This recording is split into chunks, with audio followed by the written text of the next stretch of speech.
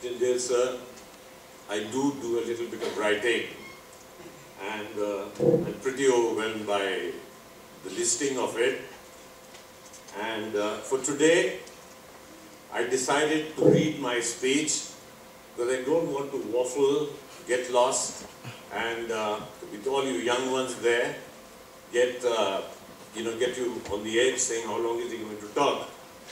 So I'll just read, if you don't. So thank you, Mr. Tyndale sir, members of the Board of Governors, Reverend Cornelius, Reverend Templeton, Mrs. Shah, and my old friends there, Mrs. Lillian Singh, Aunt Katrina Arora, and I can't see too well, Mr. Samuel Singh, the Houghtons, Bill Saab, my guru, Mr. and Mrs. Mishra, Mr. Mishra's father taught me English at the PG College 40, 50 years ago, Mrs. Sabarwal, Cynthia Burrows, who generously always has offered to edit some of my typos.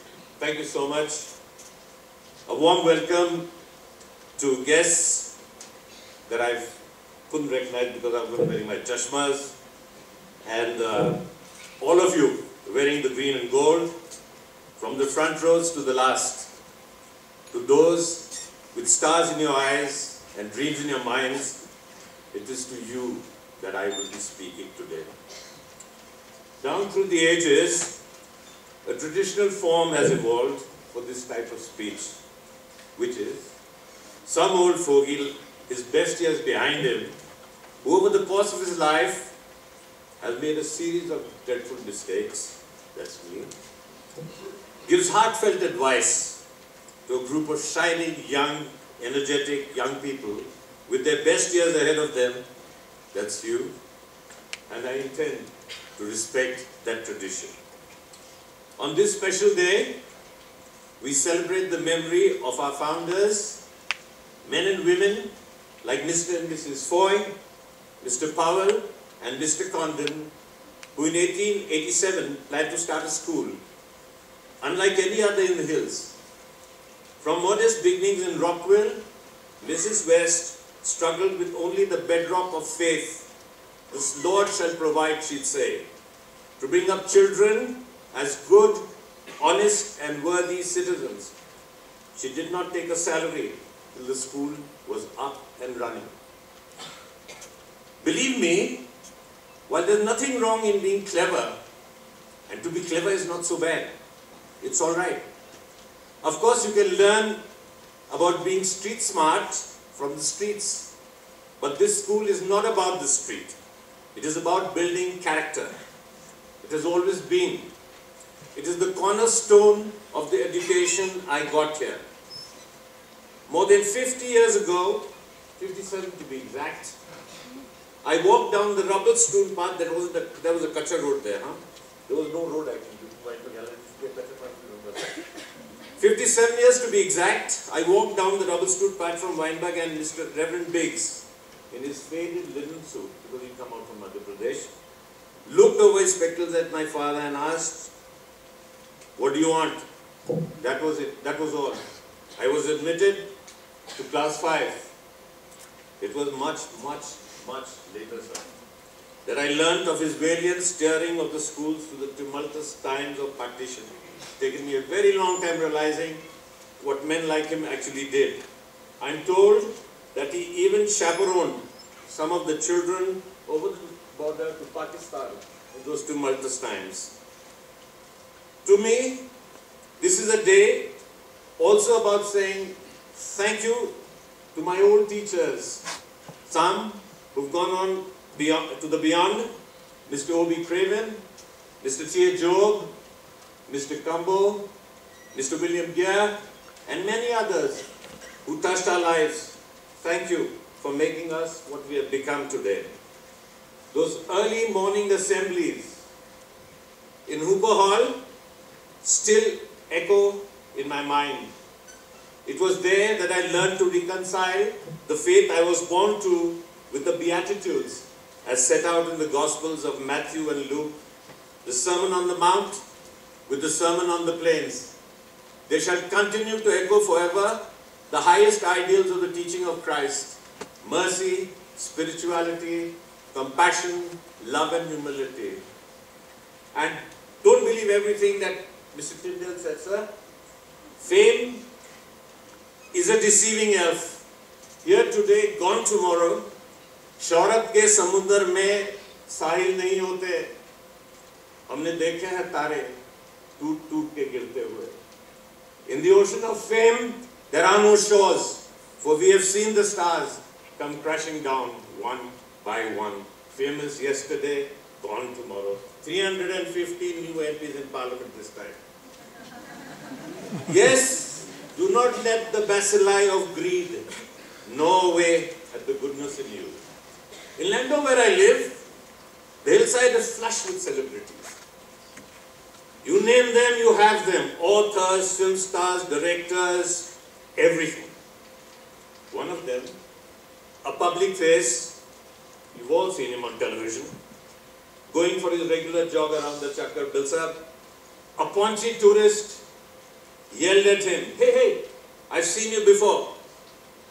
He then, with a confused look, looked at the tourist and said, "Are you my travel agents?" Sari hawa nikal gayi, said Prannoy Roy to me. What do I regret today? What do I regret? Being poor? Not really. Sometimes not being able to even pay the school fee till the end of the school session in 1963. No, I don't regret that. I will if Mr. Tyndale digs up any old unpaid bills. Or do I regret the occasional humiliation? There was this time, a monkey snatched my tiffin box right out of my hands under that oak tree at the end of the field. No, I don't even regret that. Another time, I was knocked out in the boxing ring in the first round. No, I don't even regret that, falling flat on my face. But here's something I do regret. In class 6, when I was in class 6, this new kid joined the class. To keep his name out of public domain, let us just call him Raju. Raju was small, and so was I. Raju was small. He came from the town of Uttarkashi. His English was rather basic. But like any self-respecting Garhwali, he would speak no other language. So everyone called him by a mockingly anglicized name, John Prince Raju. No wonder he kept to himself. He wore those wire-rimmed spectacles. Those were only old coolies wore in my days. When nervous, which was pretty much always, he had this habit of chewing his nails. He was mostly ignored by the class.